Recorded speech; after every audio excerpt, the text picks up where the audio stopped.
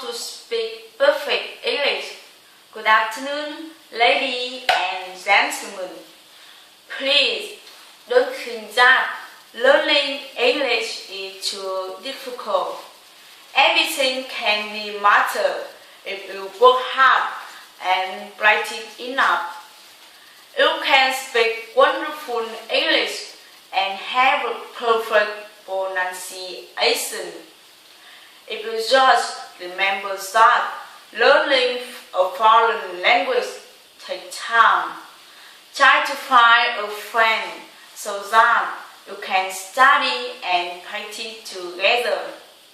Don't bother worrying about your mistake. You check with charming voice and pronunciation.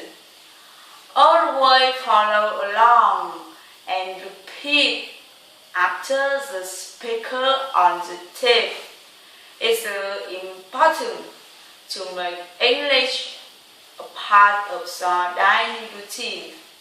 You should take English as your food. Learn from every mistake that you make. Lace, bus, ship. Do it yourself. To have some change. Lace, nose, nice, easy come, easy go. You deserve it. It looks zombie. Love has many uses.